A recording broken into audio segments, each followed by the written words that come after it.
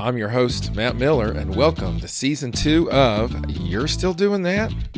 If you love the podcast and want to see it continue, go to www.yourstilldoingthat.com and leave a tip. If you have a lifelong passion you'd like to share, come on the show. Go to www.yourstilldoingthat.com and sign up to become a part of the podcast family. Check us out on Facebook, Instagram, and TikTok for fun videos to see what's coming up next. On with the show.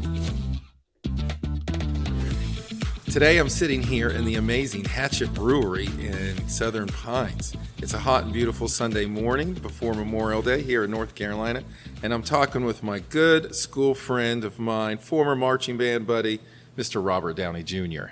Yeah, in the flesh. Okay, not Robert Downey Jr., but you can tell where we're headed down today. I'm sitting here with my amazing friendly neighborhood bartender, doctor of many strange things, Mr. Neil Ellis. How are you, Matt? I'm doing good, Neil. It's good. Neil and I haven't seen each other in a moment, so this is really great. All right, so I guess you can tell where we're going today with the opening. We're going to be talking about comics. And Neil and I know each other from high school. We were marching band together, and later on, we were Spartan racers back when our bodies were able to do that kind of thing. And we had a lot of fun together. All right, Neil, so let's start. I like to start everybody with the same question. Where were you born, and where did you grow up? Answer to both is Sanford. I've lived in Sanford my whole life, except for my years in college, which were in Wilmington. Sweet. I always wish I went to college in the mountains, and I was like, no, that was fun, but I would have liked the beach too. Appalachian or Western? Okay. Appalachian. Because I did both. My daughter just started Western. Oh. She just finished her freshman year. I'll have to talk because my daughter, she's at CC, but she plans to go to Western. Okay. Because they've got the body farm up there. She's going into anthropology. Yes, they do have the body farm. So she plans to go to Western. I spent a year at Western. My first year of college was there, and then I went to Appalachian. It's a beautiful campus. Yeah. Very, very nice. So we'll have to talk about that later on. So what was your degree at Wilmington? My undergraduate degree was actually in commercial recreation management. So, Gotcha. I interned at the Sawgrass Marriott Resort down in Ponte Vedra, Florida, and really my career path should have taken me into, hotel management or working for a cruise line or something equally fun. Didn't work out that way. Ended up going back to school part-time for an MBA, and I've now been in the pharmaceutical industry for 25 plus years. Yeah, there's a lot of people are like, well, I went to school for this, but life took me this way. We came out in a bad job market. Yeah. Bought a house, had some babies, and had to get paid. Yeah, you need money. That's for sure. All right, so we're talking comics, man. Were you into comics as a kid? Oh, yeah. I've been into comics since before I could read. Since I was looking at the pictures. So who got you your first comics? I'm sure that would be my mother. I remember my earliest memory of comic books is when I would get sick as a child. That was an excuse to get a little present to make me feel better. And I remember having a discussion with my mom that, hey, this would be a good thing for me to get when I'm sick. And that's the earliest memory of comic books I have is like using that as a way to get comic books way before I could buy them for myself. Faking a cold to get a new comic book. Yeah. Mine was Transformers. That's what I always wanted to get. Okay. Definitely that. All right. Well, that's cool. Now, lots of people take time away from comics and then they go back to it later in life. Was that you, or have you been sticking with it the whole time? Well, that was me to a point. Comic books are very mainstream now. It's cool now to be into comic books. It was not cool when I was in high school to be into comic books. Right. And sometime around my sophomore, junior year, I wanted to be cool. I wanted to fit in. So I did sell 80% of my collection to put the down payment on a little jet boat. Yeah. And that was a worthwhile investment. Man, I would take it all back in a minute. I used it a handful of times. It wasn't worth the upkeep. Oh, if you had said a car or a house, I'd be like, I get those. No. This was something that was supposed to make me more popular. Right? A jet boat. I've got a shoebox of baseball and football cards. I thought one day would get me a car or a house, but I bet you those things probably would just. I don't know what they'd buy me now, but it wouldn't be that. I never lost the passion for it. I never lost the love for it. You know, I lost the drive for it for a little while. And, you know, there's other reasons that I mean, we can get into. It goes like, I don't know if we'll get there later, but there was just kind of an explosion in the 90s of like, you know, multiple titles and variant covers. Yep. And, you know, if I've always been a Spider-Man guy primarily. Yeah. And, you know, if you wanted a complete storyline of Spider-Man, there were 5 titles out there. Right. And it got to the point where a crossover was not a special event. A crossover was a monthly event. Yeah. If you wanted to read Spider-Man, you were buying The Amazing Spider-Man. You were buying Peter Parker, The Spectacular Spider-Man. You were buying Web of Spider-Man. Spider-Man. Yes. You know, and then any kind of one-shots. And Right. they were all connected. If you just bought The Amazing Spider-Man every month, you're missing 80% of the story. And not only that, I'm a completionist. I am a collector. So if a comic book comes out and has 4 different covers, I want all 4 of them. Right. And, you know, comics were cheap back then, but Yeah. so was my paycheck. So, you know, I couldn't keep up. Yeah. So it got frustrating for a time, and that was the other part of what kind of, you know. I found that in my research before I came over here. They were talking about trying to afford all the versions of the comics and not having, where do you have the money to buy? It's still out of all these? control. I mean, a good example, like The Walking Dead. The whole series ran 193 issues. There's probably close to 100 covers just of issue number 1. Right. Almost half the series in one issue.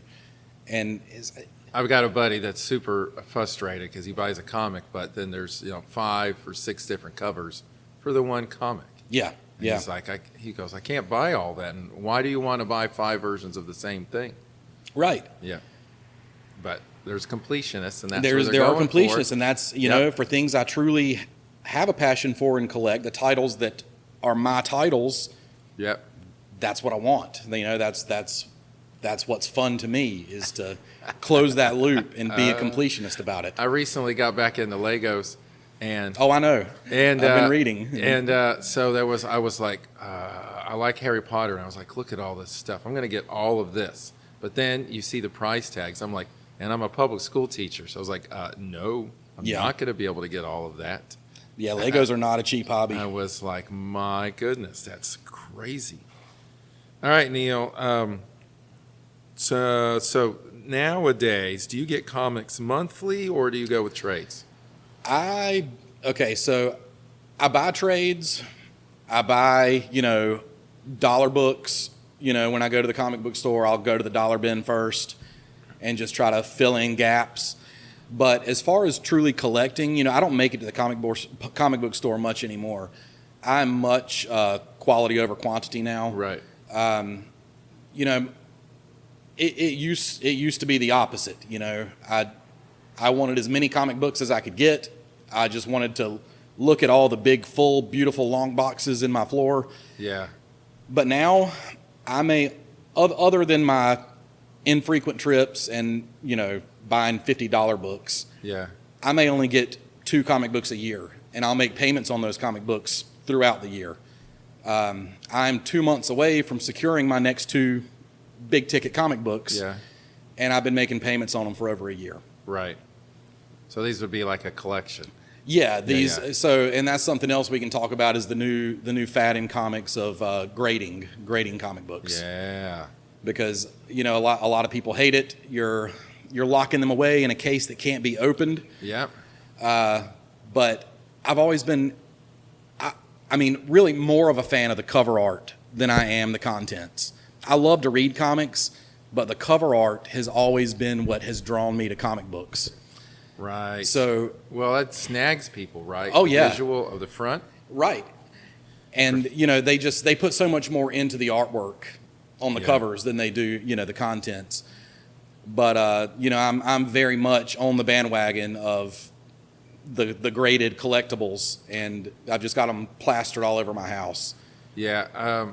Same sort of thing with like action figures, whereas do you get them and take them out of the box? Right. So you can play with, enjoy with them, or do you get them, just store them Right. up there. And you don't want to take them out of the box. You want to keep them in their mint condition. Yep. And there's arguments for both sides, but you can buy a reader copy, you can read an electronic copy, but if you're buying them to collect them and love them, I don't see anything wrong with locking them up and keeping them safe. I've got a buddy, he buys 2 of everything that he likes. Yeah. He's got one that locks away, it doesn't come out. And then the other one he keeps out to enjoy. And I did bring a few of my CGC comic books to show you. You tell me when you're sweet. ready for me to pull them out. All right, we'll do. All right, so let's talk a little bit about what you got at your home. Every comic book reader has a library of such. So what's your library like? Well, my collection, like I say, it's all just in long boxes on my closet floor. It's somewhere between 6,000, 6,500 books. Yeah, that sounds about normal. Yeah, I mean, it's probably really a small collection for somebody who's been collecting as many years as I have. Right. But and then I do have my graphic novels. Yeah. Much less of them. Those I almost just get what I fall into.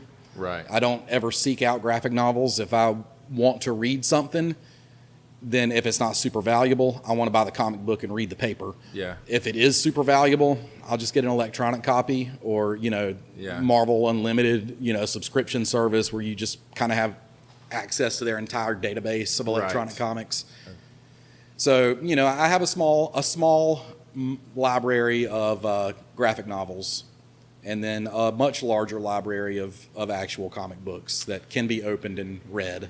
And the online stuff, what a great way to get people to see the early stuff. Oh yeah, and Right. And the user interfaces now, the way the screens will recognize the panels and take you panel by panel. The artwork Yeah. is big and bright and zoomed in. It's a great way to read comics. And they can make money on the old stuff that, Yeah, was gone. But even now if they're you making can't money on afford it. the old stuff, you're buying it, secondhand market. So Marvel's not seeing any of that money. Yep. Yeah, that's what they would be doing. So this is a great way to get them back in their own brand. What kind of comic do you like? What do you seek out? What's your kind of comic Okay, to so go to? the way I categorize comics, you've got your superhero comics, you've got your non-superhero comics, Right. and then you've got like your funny books. Yeah, Your Donald Duck comic books. Which and, I didn't know about until I went to one of your 5K races up there at Ultimate Comics. And Neil and I used to run 5Ks, and he sponsored a 5K at a comic book shop. That was great. And that was the first time I looked at their spread of comics for sale outside, and I just thought comics were like superheroes and things like that. But no, it was about every topic and every subject. Oh, yeah. And that blew my mind away. Well, I mean, by far, superheroes are the biggest subject matter and Right. medium of comics, and that's my first love. And then, I do buy non-superhero. I'm a big Walking Dead fan. Yeah. Whenever I find stuff that just grabs my eye, there's a big market for Westerns. There's a big market for war comics, military I comics. would like Westerns. that's And for there's sure. a big market for like monster comics, whether it be like Yeah. Dracula type comics or, whatever. I don't do anything for funny books. Right. I saw that there was just like comedy books. Yeah, you if know, they- people if they- getting into hijinks. And I If was they like, fall what into is this? if they fall into my collection, I'll keep them. Yeah. Any comic book that hits my hand that I don't already own is going to stay in my possession. I don't sell comics. Right. I only buy. But yeah, for sure, I'm 85% superhero comic books, and then Gotcha. 15%, non-superhero, Walking Dead, zombies. I recently posted in a Lego group. I was like, all right, guys, I'm running out of space, and there's some Legos that I think I want to sell out.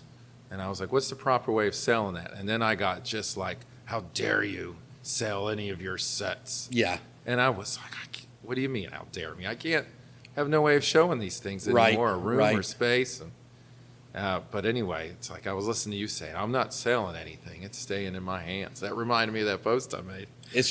I couldn't sell it if I wanted to. I've sold a handful of comics in my lifetime, and Yeah. the one was the big mistake I Well, made in high school. that you've got that PTSD, man. Right. That aside, Yeah. the only way I'm selling a comic book, like I'm not unfortunately able to afford to go out and buy large collections. I have looked into buying or acquiring a few smaller collections. And, if those collections have, semi-high dollar books that I already own, then I have let a couple of those go to kind of offset the price of the collection I doubles bought. of things. Right. But that's the only way I'm selling a comic book. I'm the complete opposite. Once I enjoy something and I've finished whatever it is I'm enjoying it, then I can just I can sell it, I can give it away. I don't have to keep it anymore. No. I can just let it roll out. Like I was thinking, okay, I'll have about 10 or 12 Lego sets up, and then when I get finished enjoying one, I can just throw it back in a box and I can sell it. I can send it on. Yeah. I don't have to keep it. Yeah. So, sir, let's talk about original art. Do you buy any of the original art, or do you just appreciate it when you get to see it? I appreciate it when I get to see it. I own like 1 or 2 pieces of original art, and they were done more on a tip the artist basis. Right. They're not big name artists, but they're neat pictures. But no, I mean, as much as I love original art, even if I could afford it, that's not where I would put my resources. Right. All right, so what kind of stuff are you reading now, or have you read recently? Well, what I'm reading right now, I just came into a collection of about 200 or 300 books. It was given to me, Wow. actually by the manager of Camelback in Sanford. Yeah.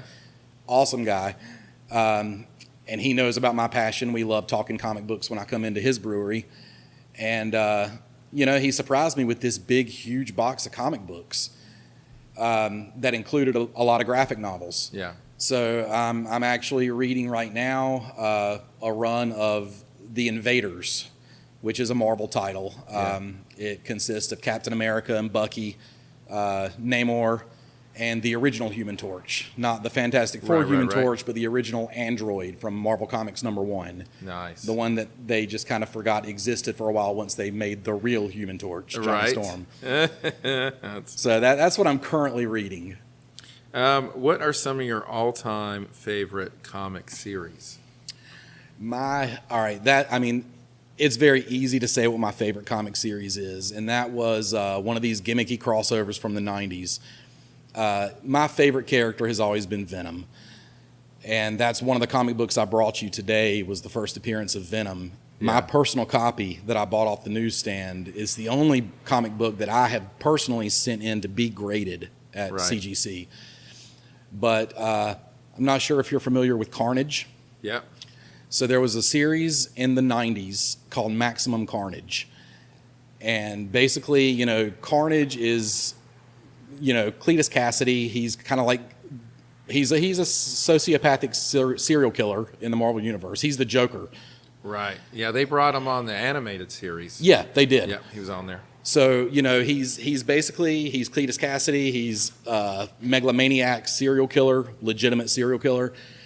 And he comes into a spawn of the Venom symbiote and becomes Carnage. Well, Maximum Carnage was a crossover series spanned across, there was the main title, Maximum Carnage numbers 1 through 12, I think.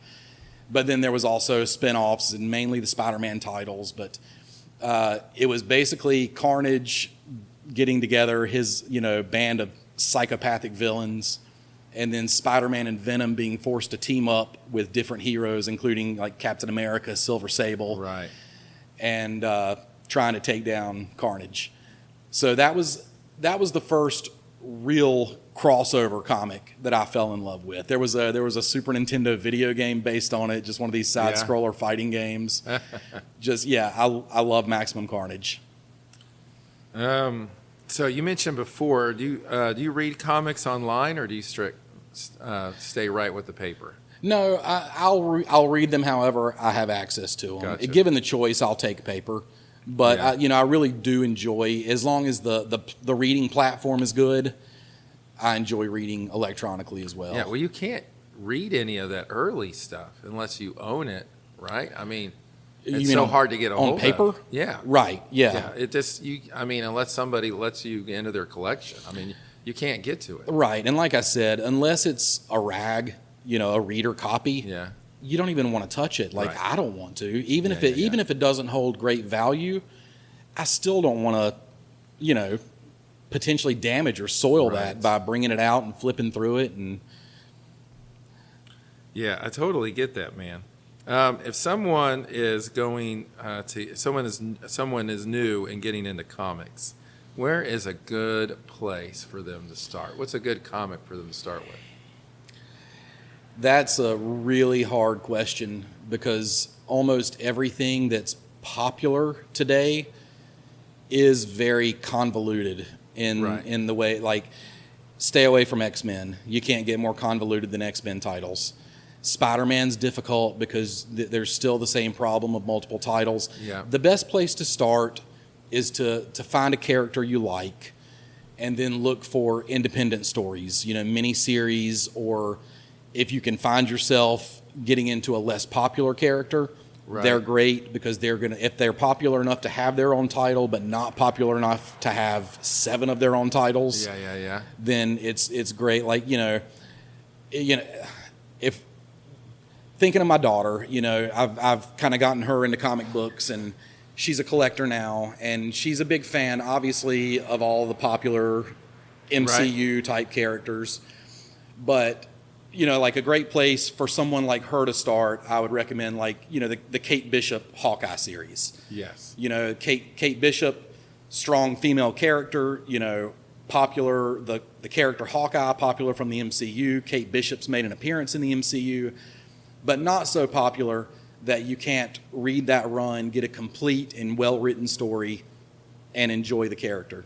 Yeah, yeah, yeah. All right, Neil. So you've mentioned before the grading. Let's talk about Okay. grading. What is grading, and what is that process? All right, so the most popular company is CGC, Certified Guarantee Company. Yeah. They grade everything. They grade, you know, video games, trading cards, comic books. I think comic books is their main thing, but that may just be because that's what I see all the marketing for. Right. So what they do, you know, they have their process. Their brick and mortar is located down in California, Florida. I want to say Miami, but don't quote me. You can walk in and you can hand them a comic book, and they will grade it and hand it back to you. But that's their only brick and mortar, so that's not generally the way things are done. Right. You know, it's a mail order service. Most comic book stores will assist you with that process, and that's what I did. I went through my home comic book store to get my comic book graded. But for the most part, it's easier just to look for the comics you want and the grades you can afford and buy them. Right. But, you know, when you grade a comic book, they are grading it inside and out meticulously. They're looking for any restoration. They can detect hidden restorations. Like, you know, nothing's worse than sending a comic book in that you think is in great shape, and it comes back with a purple label, which indicates that it is a restored comic book. There's been some Gotcha. color touches or, you know, non-original staples. It's been repaired in some way. It's not an original. Right. You got hoodwinked, by the way. Or even a married cover. You know, people Yeah. will take a cover that's in good condition and the insides that are in good condition and marry them together and pass it off as a complete, set. yeah. Yeah, yeah, yeah. And, you know, they can detect things like that. But it's a simple 10-point scale. 10.0 is called Gem Mint. Right. And, you know, 9.8 is more common. And, you know, all the way down to 0.5 or even a NG, a non-gradable. You can send, you know, just the cover of a comic book, or, you know, if you want Batman's first appearance, nobody can afford that, but you can afford page number 1 maybe. Right. And these comic books, they will be encased in a plastic case that the only way to open is to destroy. So there's no way. Or So once it's graded, it's in a case and it doesn't come out. It doesn't come out without being regraded. So what's the purpose of sending in your work to get graded? Well, the purpose, first of all, is a reputable company that will stand behind the grade and the condition of the Right. book, and then just protection of the book. But kind of lost my train of thought there. Yeah, I've got a buddy. He's got a first edition of something, but he's got it graded, and so it's up, and he's got it hanging in his collection room Yep. of stuff, and it's in the plastic case. And I asked him, so what are you going to do with it? He goes, I'm going to look at it and enjoy it. Yeah, my family will laugh at me because, we have kind of the built-in bookcases on both sides of our, living room, fireplace, whatever. And it's covered. It's covered in comic books, graded comic books and statues. And Yeah. I will sit there and I will just admire them. I'm happy. I enjoy that. I will sit there and just look at the same comic book covers for an hour, and I'm content. Right. They're beautiful to me. Yeah. Nope, I totally get that, sir. All right, so let's ask some. These are must be fun questions, but depending on how passionate you are, you might get one-sided. All right, so Marvel or DC? It's a very personal question. Yeah, I see. Depending on who you ask. I'm not passionate about it. I am more of a Marvel guy. Yeah. But I collect DC. I love DC. I love Aquaman. I love the Justice League. Well, I mean, who doesn't like Batman and Superman? Yeah. I mean, like part of what I beginnings. collect in CGC is Batman first appearances. Yeah. But Marvel is kind of known for making the superhero more relatable to the common person. Yeah. Like you look at your Holy Trinity in DC. You've got Superman, who's like a godlike alien. Yeah. You've got Wonder Woman, who is a demigod. Yep. And you've got Batman, who is a billionaire. None of those people, for the most part, are very relatable. Correct. Other than being a strong woman or a smart man or good Right. morals. But then you go over, you look at Peter Parker. Yeah. Peter Parker is a Regular high school kid. student Yeah. with dead parents, struggling financially with his elderly aunt. He's a nerd. He can't get a girlfriend. He's dealing with all these real world problems that we're dealing with. So, and that's most of the Marvel characters. They make things more grounded, more relatable. And I'm sure subconsciously that's why I kind of fell into being more of a Marvel guy in the beginning. Right. All right, Superman or Batman? Batman. I think most people relate to Batman. I know most people say Batman. Yeah, I love Superman. I got nothing against Superman. I love Batman more. I mean, I've always been drawn more to the dark and gritty. Right, and of course he's like one of the beginning with the early series and. Yeah, he definitely. I mean, other than the original Superman movies, he's had a Right. much more mainstream representation on screen. He's been around a bit longer. All right, now this one is common. Is for what's going on right now. Deadpool or Wolverine? Wolverine. Yeah. I love the Deadpool movies. Yeah, they're great. I mean, you can't not love them. yeah, they're outstanding. I actually have Deadpool's first appearance. It's one of my graded copies at home.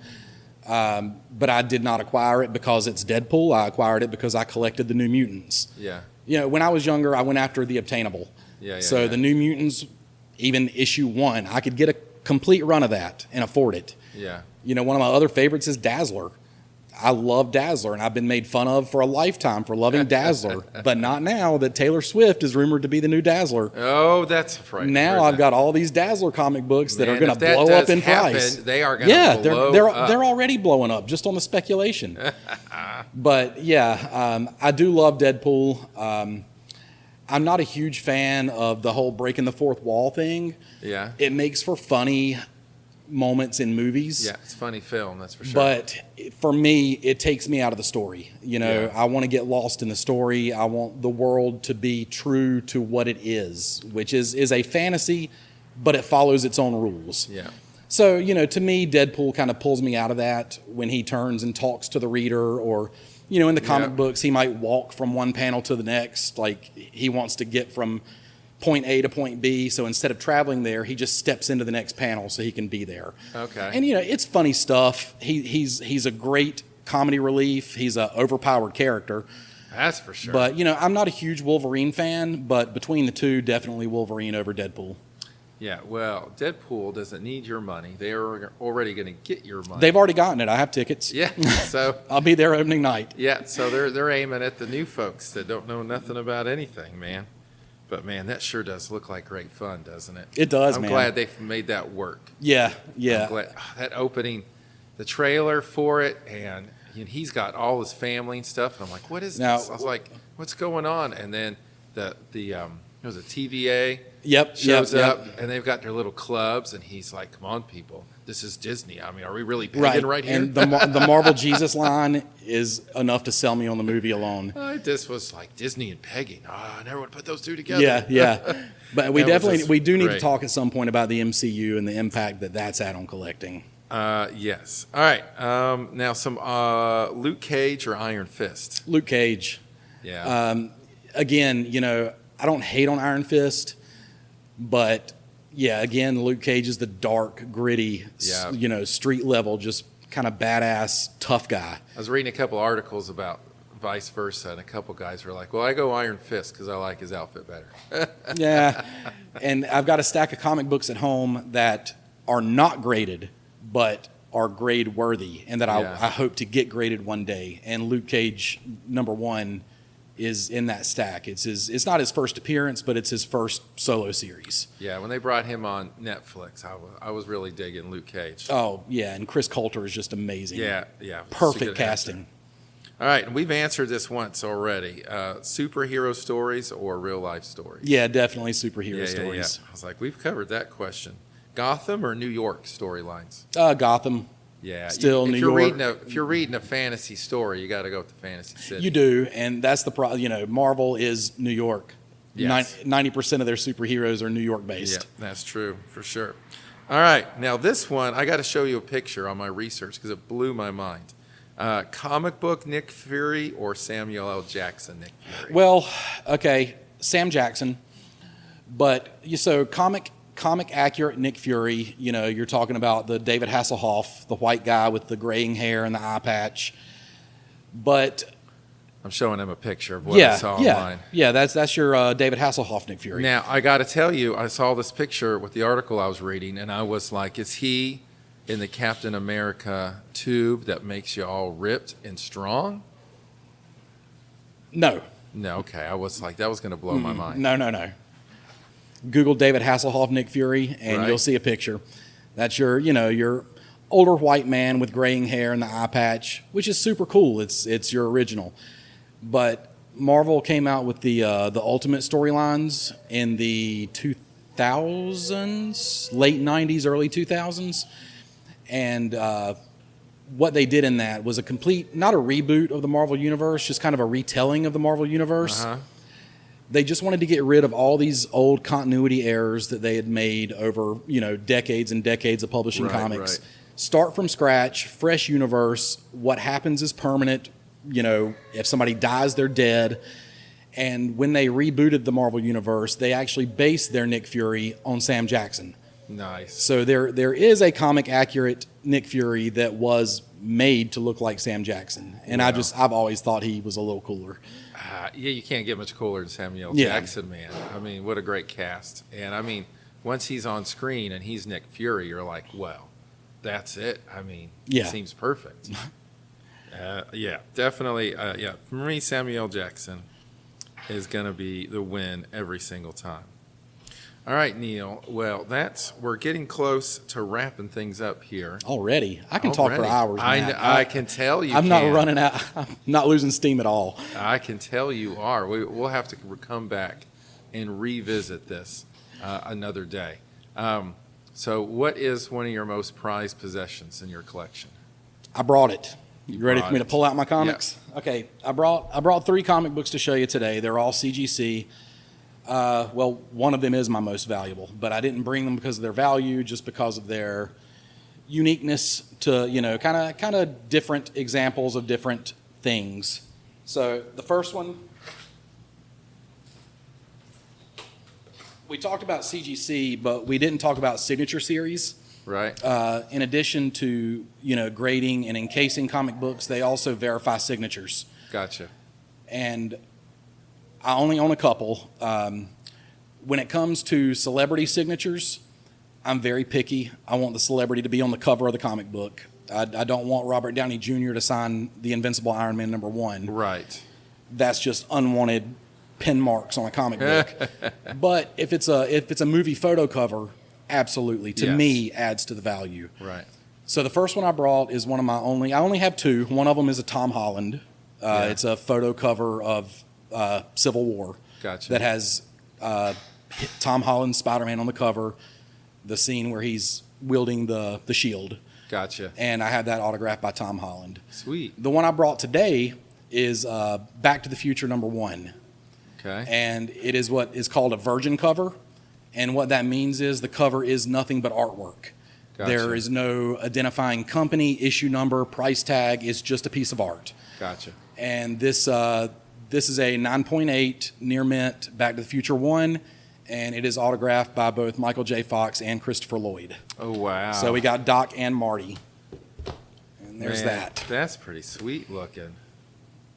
Wow. You're right. No, there's no identifying marks Yep, at and all. the on label will even tell you that that's the virgin variant cover. it. Man, yep. This is pretty sweet looking stuff. Got the DeLorean up front, the fire marks under the tires, which is very unsafe because the door is open. And the hand is out. I was like, Don't think about it too hard. You either just came back from the future or you're going there, buddy, and your door is open. You don't even want to roll down the windows, much less open the doors. Right? Everything's half frozen. So the next one I brought, just because it's probably my favorite comic book. Okay. Before you move on, so Back to the Future, was that a comic before a movie?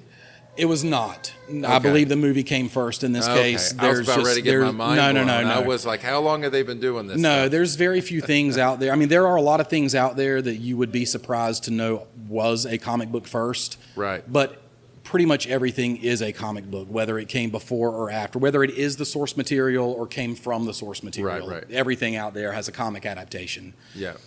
So the next one is my favorite comic book in my collection. It's the one I was telling you about. It's Amazing Spider-Man number 300.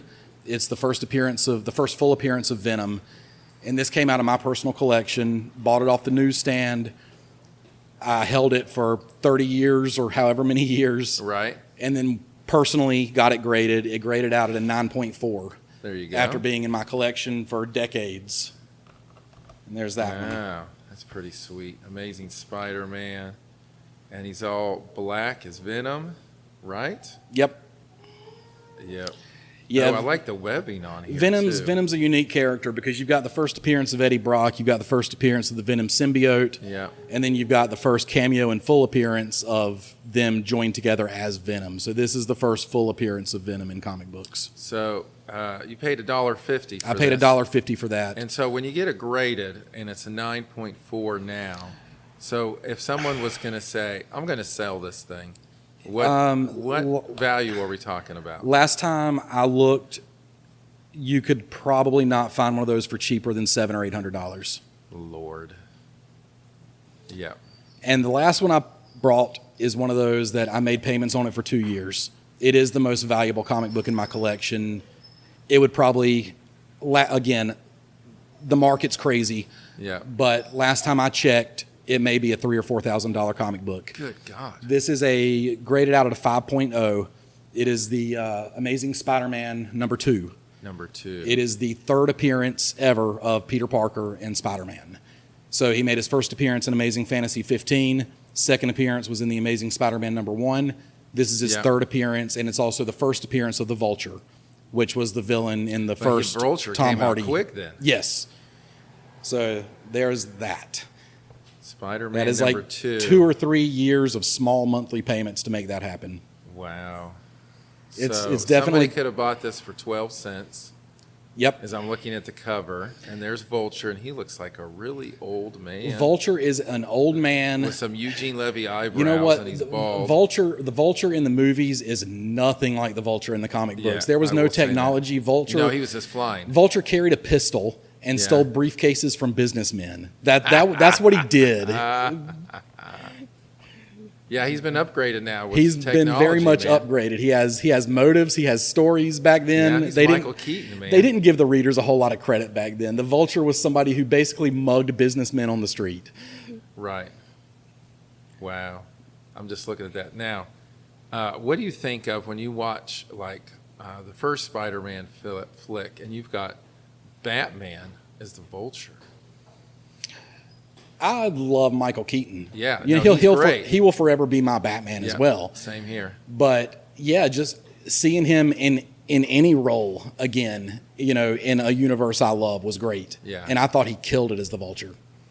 I really like the dynamic of him, like protecting his daughter, right? She's Yeah. going out, and there's Tom Holland, and Tom doesn't know who he is, but he knows who Tom is. Yep. I was like, I That identify was a with that, being great a father and very of daughters. uncomfortable scene in that car. Yep, I identify with that one wholeheartedly, man. Well, Neil, this has been great. I ask everybody the same last few questions, each guest that comes on the show. Okay. And we'll definitely chat again about comics. We need to. I have a lot more to talk about, Matt. We've Yeah. scratched the surface. Yeah, we've got a lot we could talk about, sir. All right, so last few questions here, Mr. Ellis. What's your favorite smell? Let's see.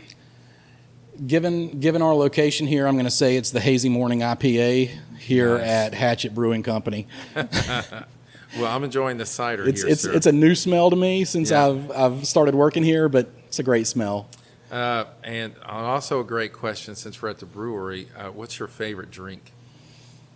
Does not have to be a beer either. Well, it would be a hazy IPA. Nice. What's your favorite? Oh, sorry. I've changed this question for season 2. What's a thing you hate to eat? Like, no, I'm not having that. Something I hate to eat would be escargot. I'm an adventurous eater, and I tried it, and Yeah. you know, even knowing what it is, if I could enjoy it, I would. Yeah. It's a texture thing. Oh, yeah, most definitely. I feel like I'm eating a slug. Yeah, like I can't do oysters. It's a Oh, total, I love oysters. That's a total texture thing. Yeah. I can't do. No, I won't do it. It's a total texture thing. My wife makes a chocolate pudding from scratch, but she puts chia seeds in it. Uh-huh. She's looking for fiber and nutrition. Yep. I cannot take that in my mouth. Just the texture of the, Well, the they seeds. get gelatinous Yep. because I cannot do it. Who's the most famous person you've ever met? Oh man, I don't have a long list. I've met Ric Flair. Oh, there you go. I've met Henry Rollins. That's pretty good too. Yeah. Yep. Well, Henry Rollins is a badass. You know, those Pretty were cool. both just like book signings. Yeah. I can't really think of any good examples. I bartended for KC and the Sunshine Band in college. Sweet. I think that's the only one I've met just kind of in the Right. wild. In the wild? Yeah. Wow. Man, Henry Rollins and Casey and the Sunshine Band. It's not bad, sir. If you could take a dream vacation, what would it look like? You know, short of like a generic European tour, Yeah. I would love to just do a 2-month road trip across America, north and south. Yeah. Yeah, I totally would be down for that. If we had the time, I'd love to take my kids on a road trip Yeah. before they got too old to do that kind of stuff. Fabulous. All right, if you could go back and give yourself advice as a kid. Do not sell your comic book collection Do in not high sell school your for the comic- down payment on a boat you're not going to use.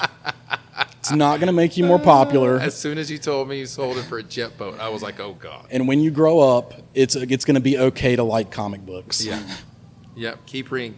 Buy them while they're cheap. Yes. They will be worth a lot later, but you're not going to sell them. All right. What is one of your core memories, something that you don't ever think you're going to lose? So we going with like an early memory or just a memory that stands out? A memory that stands out. I would have to say the memory. Okay, well, what comes to mind first was the quote fingers first date with my wife. Right. It was really, really awkward. I asked her if she wanted to go see The Bride of Chucky in theaters. Hey, my wife and I's first You know, date we saw a movie. We saw 2 movies. She wanted to see Lion King. I wanted to see, I think it was called Wolf with Jack Nicholson. Okay. And it was here in Southern Pines. And so we saw Wolf. I would get along better with Chrissy than you. But we left it early Uh-huh. to go over to Lion King. Okay. So yeah, you know, her intention was to make this a more personable date. See, we had been friends for a long time, just friends. And her intention was to, not go to a movie, to give me time to actually be able to talk to her. Yeah. So we went to dinner at Outback. We were in Wilmington at the time. We were supposed to go next door and watch The Bride of Chucky after. And she just kind of in my opinion, very poorly let me know that she didn't want to go to a movie. Misinterpreted by me. I'm like, okay, what the hell ever then. We'll just go home. But no, she wanted to go walk on the beach. So we skipped the movie. We went downtown. We walked by the water. We went to the beach. We walked on the beach. And, that's where I confessed, all of my feelings for her. Right. Which she didn't reciprocate for about a week. She had some loose ends to tie up. But, it's a very good memory. And then I later, recreated that evening when I proposed to her. Nice. That's a good recreation, sir. That's a good feeling. Well, Neil, this has been a really great afternoon. It's been fun, man. It's been a lot of fun. I never thought I'd be having a cider on a Sunday morning. What better time? It was really great. Enjoyed it. We will definitely chat again and get another game plan for some more comic talk. You just let me know. I got plenty more to talk about. That's for sure. If you want to talk comics with Mr. Neil Ellis and have a nice beverage, or they serve more than just alcoholic stuff here. They got a menu. Funny thing, I was here because we've paused once or so for customers, and I was looking up, and I thought the menu I was looking at was drinks, but it's snacks. But I'm looking up there, and I'm like, a chef's cut jerky stick. What kind of drink is that? I was like, that sounds awful. It sure does. But they got all kinds of stuff here. Come on down, enjoy some food, enjoy some brews at Hatchet Brewery here in Southern Pines. And they have asked me to host a comic book trivia night here as well. I unfortunately don't have a date for that I can share with you, but it will happen sometime in the future. There you go. Bring your graded comics. Come see Neil, and I'm sure you guys can talk forever on that, sir. It's been very nice. Remember, folks, find out what makes you happy and get to it. There's a lot of life out there to live, so make it a good one. Be kind, be nice, be good, and everyone have a good week. Thanks for listening to You're Still Doing That. If you love the show, check us out on our website, www.yourstilldoingthat.com, and leave a tip. You can also find the podcast on Facebook, Instagram, and TikTok.